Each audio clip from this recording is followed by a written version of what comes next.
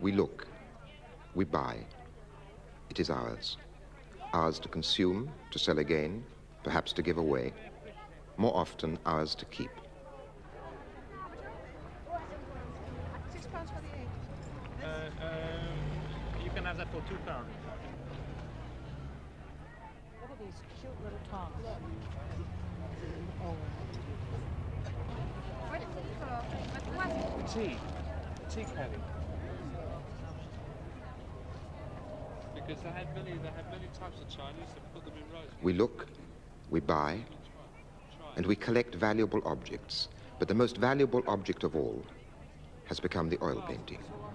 Very, very small one. The last one, that's a larger one there. £26. Oil paintings often depict things which in reality are buyable. To paint a thing and put it on a canvas is not unlike buying it and putting it in your house. £26. I bought it this morning. The objects within the painting often appear as tangible as those outside it. Yeah, £25. You want to know what I paid for it?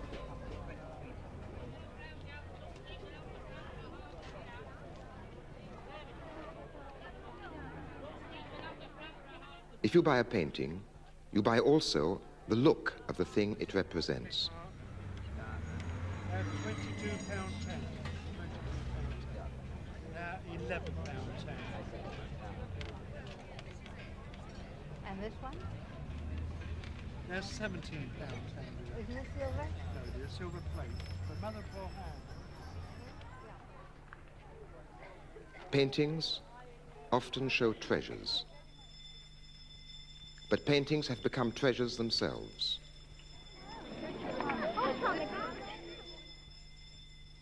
Art galleries are like palaces, but they are also like banks.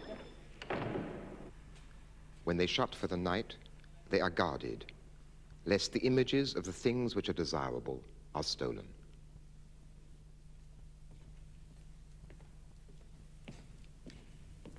The value of paintings has become mysterious. Where, we ask ourselves, does this value come from?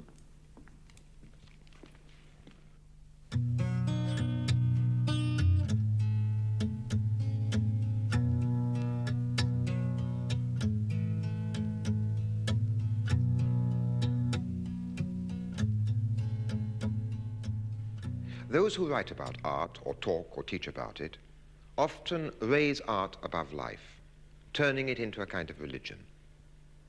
In the first of these programs, I tried to show how and why modern methods of reproduction and communication, like color photography, like television, have theoretically changed the meaning of the visual art of the past, demystifying it and making it secular. But mostly those who use these new methods of reproduction and communication, those who write books or make television programs about art, tend to cling to the old approach. Art remains something sacred. A love of art seems automatically to be offered as a sublime human experience. Perhaps, though, we should consider this historical record. 2 films of 2 concerts given in Britain and Germany during the last war. Both films made as war propaganda to engender pride in the national cultural heritage. The first shows a concert in London given by Myra Hess.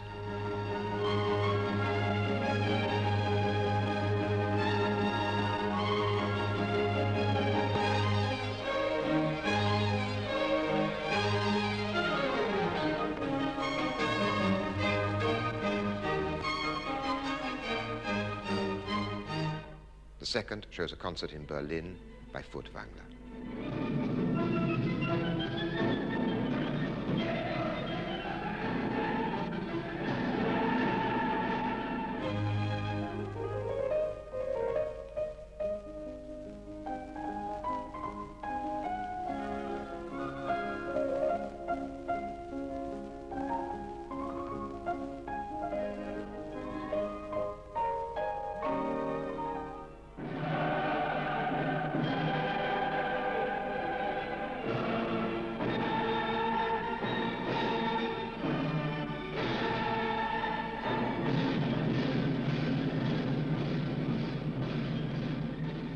If the experience of art is sublime, it looks as though it can be sublimely independent of a lot of other values. So perhaps we should be somewhat wary of a love of art.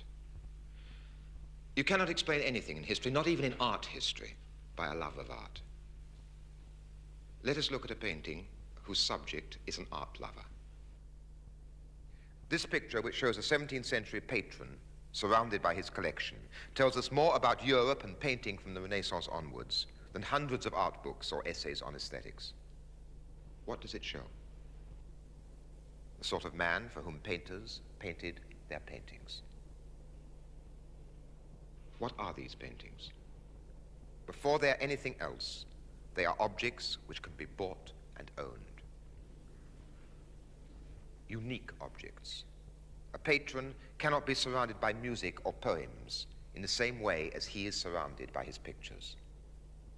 Does this special ownership of pictures engender a special kind of pride? It is as though he lives in a house built of paintings.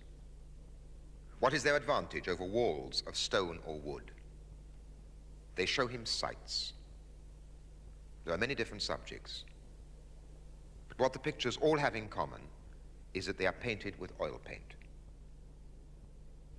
From about 1500 to 1900, the visual arts of Europe were dominated by the oil painting, the easel picture.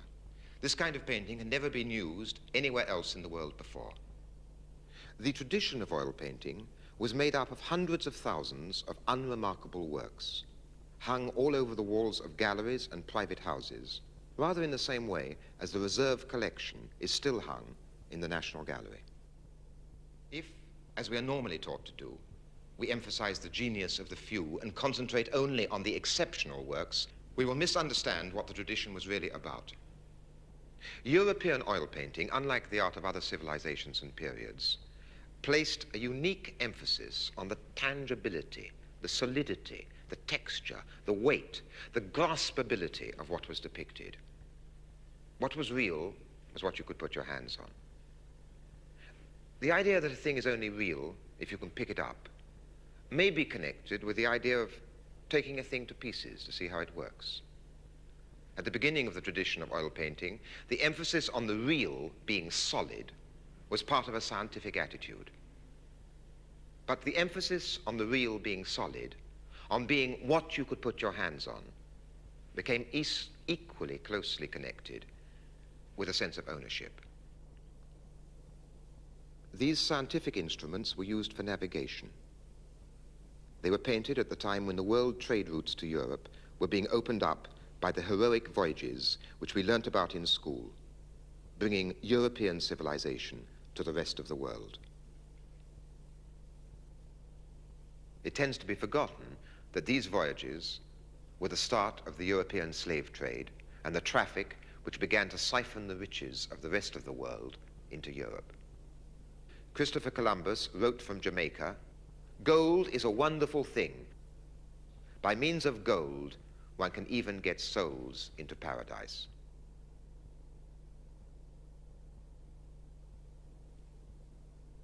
In 1519, Magellan set out to sail round the world. He and an astronomer friend with whom he had planned the voyage were to keep 20% of the profits made and the right to run the government of any land they discovered and conquered. This globe charts Magellan's voyage round the world. Beside it is a book of arithmetic, a hymn book, and a lute. To conquer a land, it was always necessary to convert it to Christianity. The picture was painted in 1533 by Holbein. It shows two French diplomats in London. The picture is about science, about navigation, about diplomacy, about power. But in the way that it has been painted, in the way that it has been seen, what is it most about?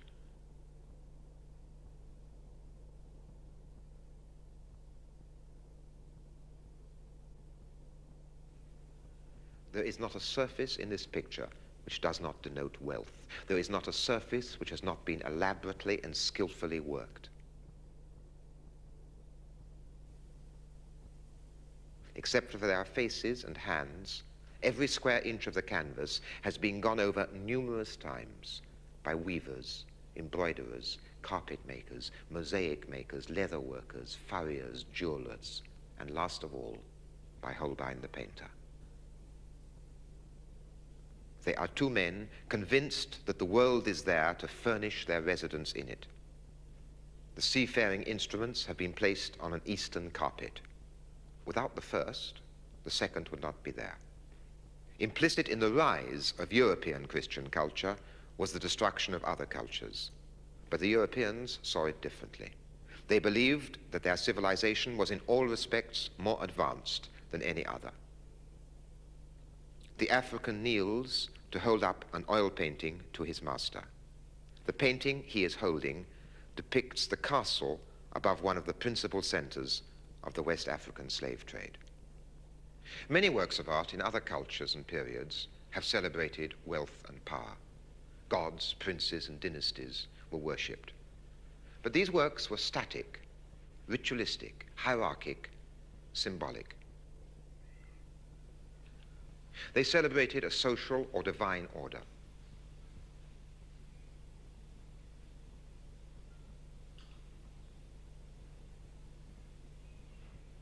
The European oil painting served a different kind of wealth.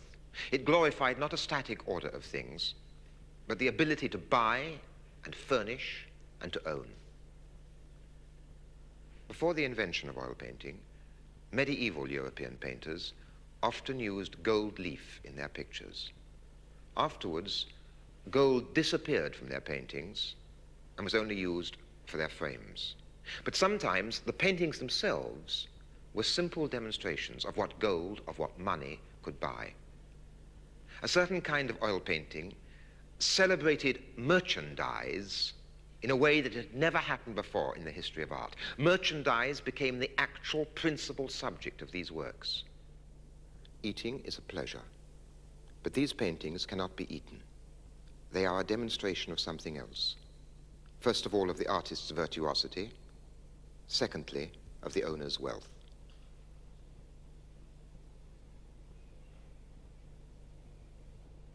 Livestock. Not animals in their natural condition, but animals whose pedigree is emphasized and whose pedigree is a proof of their value, whose pedigree emphasizes the social pedigree of their owners. They are painted like pieces of furniture, a table or chair with 4 legs. Objects. Objects which, significantly enough, became known as objets d'art.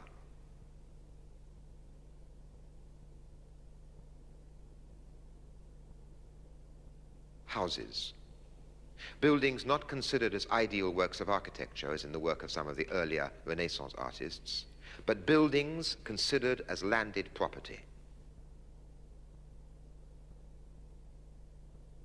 Portraits were equally important. Portraits of the owners of the paintings and the owners of much else besides.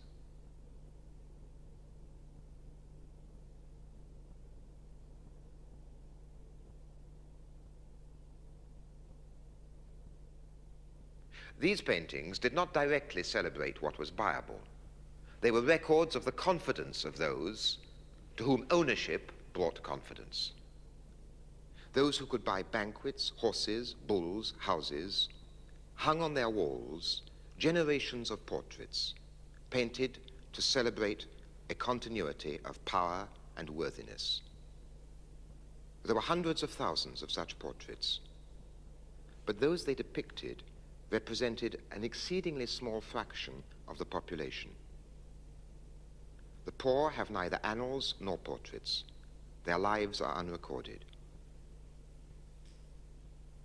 But again, the style with which the average portrait was painted reveals something about the basis of this confidence and of this so-called dignity of the sitter.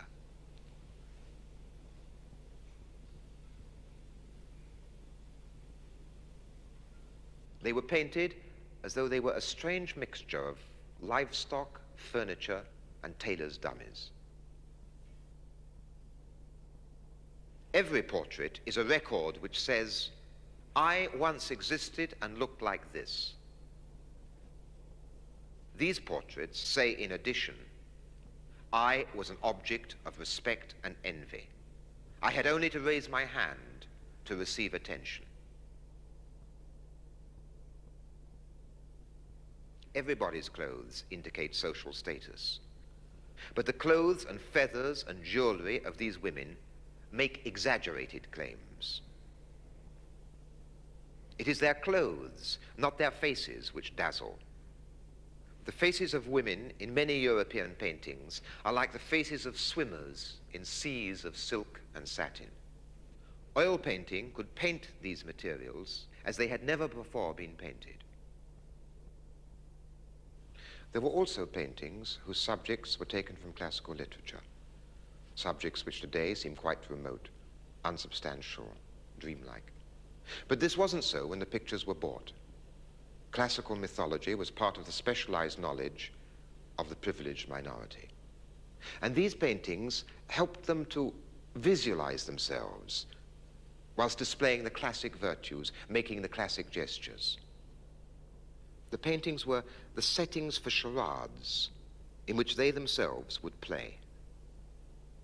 The props were given, the spirit of the performance was left to the owner's imagination. The figures were like garments held out for the spectator owners to put their arms into and wear. Here, the daughters of the family dress up as graces decorating Hymen. But the dressing up didn't have to be as literal as that. The spectator wore the clothes and played his part just in imagination.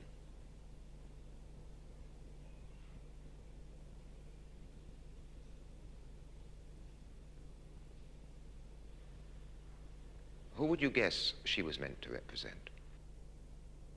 Different painters see her differently. But do these paintings have anything in common?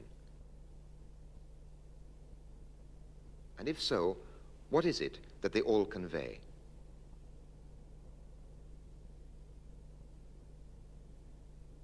These pictures are all from the National Gallery and are all of Mary Magdalene.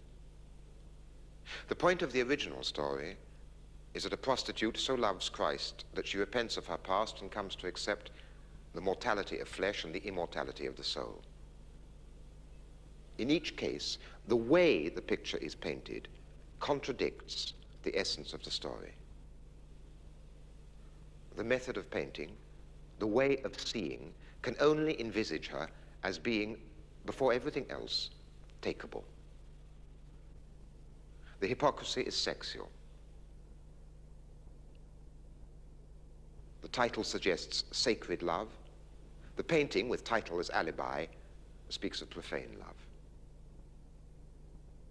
Alternatively, she is simply a well-dressed, eligible young woman. The tangibility of her wardrobe, the elegance of her presence is all. It's a portrait that might have been painted of her for her future husband on the occasion of their betrothal. What I'm saying applies least of all to landscape painting, or to the great late masters of landscape painting like Constable or Turner or Monet. But even there, in the development of landscape painting, the faculty of oil painting to celebrate property did play a certain role. This is what Sir Kenneth Clarke says about Gainsborough. At the very beginning of his career, his pleasure in what he saw inspired him to put into his pictures backgrounds as sensitively observed as the cornfield in which are seated Mr. and Mrs. Andrews. This enchanting work is painted with such love and mastery that we should have expected Gainsborough to go further in the same direction. But he gave up direct painting and evolved the melodious style of picture-making by which he is best known. Now look at it another way, the way I would use it for my argument.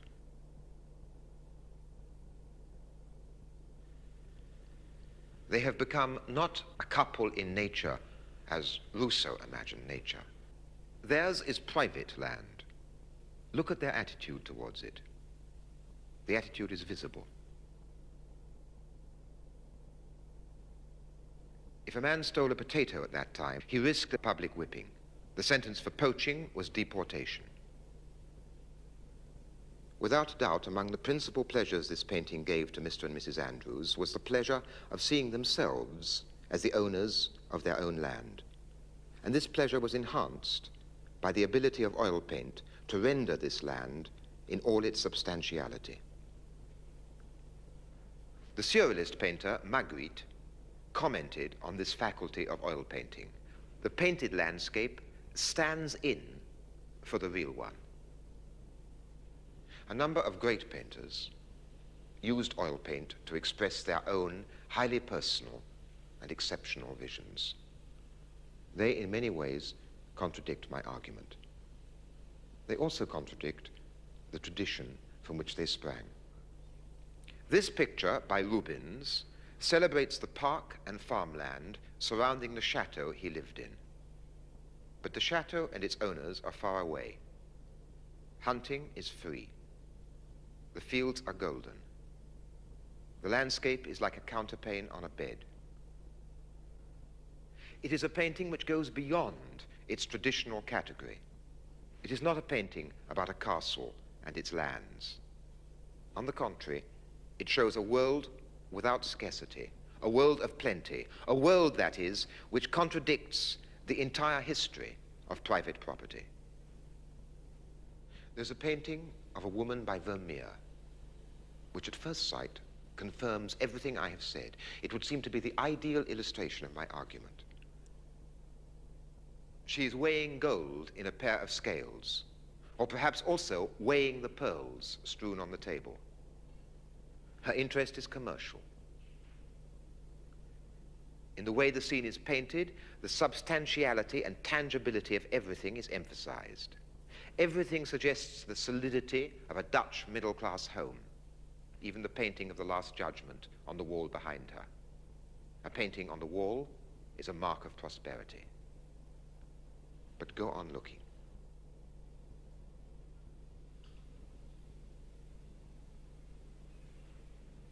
Gradually, the painting becomes more mysterious, less easily explainable in my terms. The light falls on her face, on her fingers, on the scales, on the pearls. The moment has been preserved.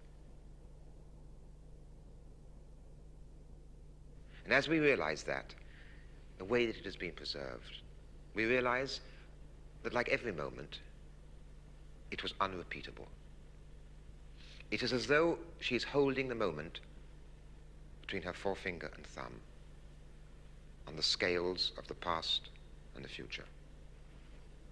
Despite its apparent celebration of property, this painting is about the mystery of light and time as we look up at the stars.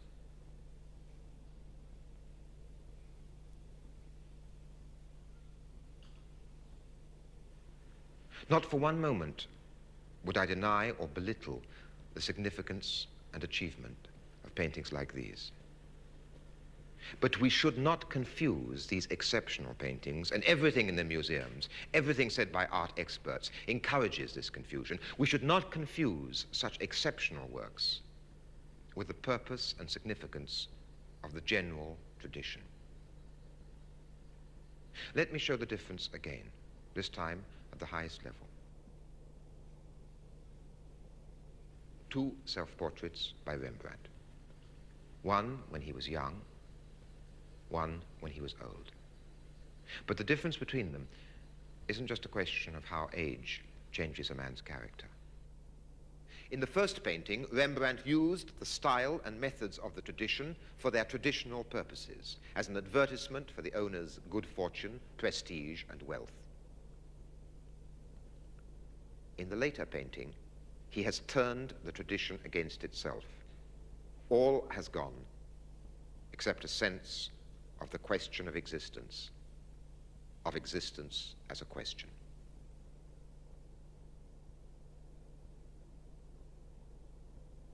Intermittently, the tradition can breed within itself a counter-tradition. But the basic values of the tradition win in the end. This painting now has a fabulous price on its head, perhaps £3 million. It has itself become a fabulous object of property. Of course, a lot more can be said about European oil painting than I have said. Yet what I have tried to show is a fundamental part of the truth which is usually ignored. We study other cultures far away as anthropology. That's to say, we study them from the outside, judge them purely according to their own explanations of themselves.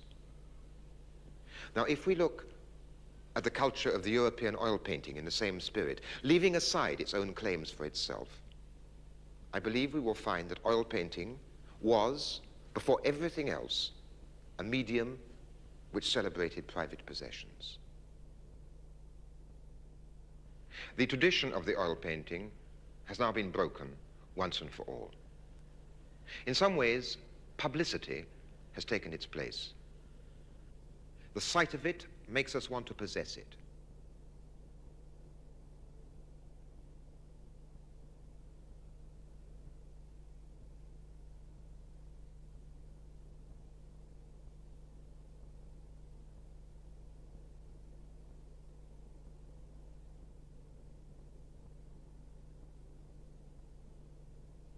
And publicity is the subject of our program next week.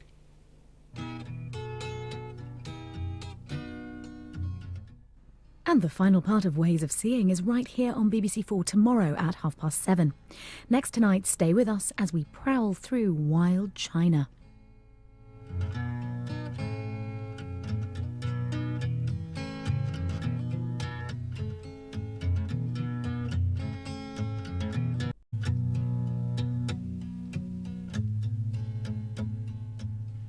Those who write about art or talk or teach about it often raise art above life, turning it into a kind of religion. In the first of these programs, I tried to show how and why modern methods of reproduction and communication, like color photography, like television, have theoretically changed the meaning of the visual art of the past, demystifying it and making it secular. But mostly those who use these new methods of reproduction and communication, those who write books or make television programs about art, tend to cling to the old approach. Art remains something sacred. A love of art seems automatically to be offered as a sublime human experience. Perhaps, though, we should consider this historical record. 2 films of 2 concerts given in Britain and Germany during the 90s. The last one, that's a larger one there. £26. Oil paintings often depict things which in reality are buyable. To paint a thing and put it on a canvas is not unlike buying it and putting it in your house. £26. I bought it this morning. The objects within the painting often appear as tangible as those outside it. Yeah, £25. You want to know what I paid for it?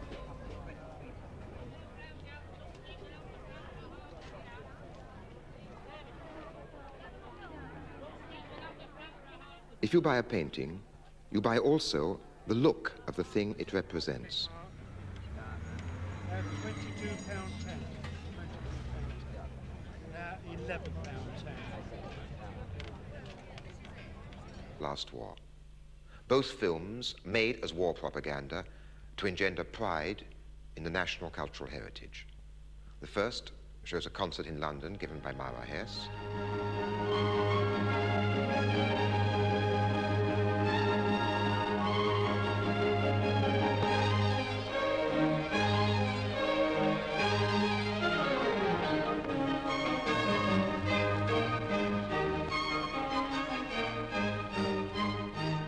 The second shows a concert in Berlin by Furtwängler.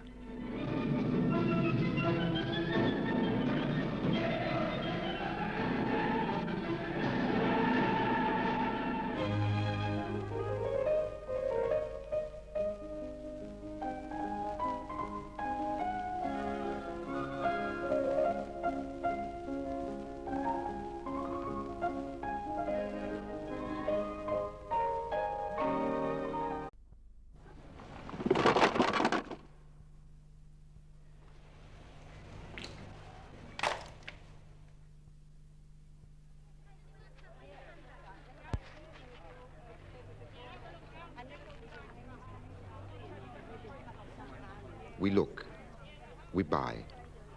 It is ours. Ours to consume, to sell again, perhaps to give away. More often, ours to keep. £6 for the 8. You can have that for £2. Look at these cute little tongs. Oh. Tea caddy. Because they had many types of Chinese that put them in rows. We look, we buy, and we collect valuable objects. But the most valuable object of all has become the oil bin. And this one? There's £17. Isn't it silver? No, dear, silver plate. But mother of pearl hand. Paintings often show treasures. But paintings have become treasures themselves.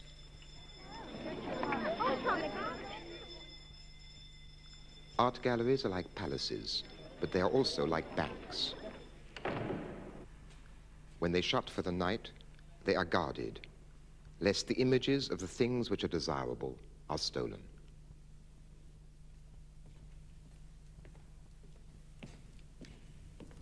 The value of paintings has become mysterious. Where, we ask ourselves, does this value come from?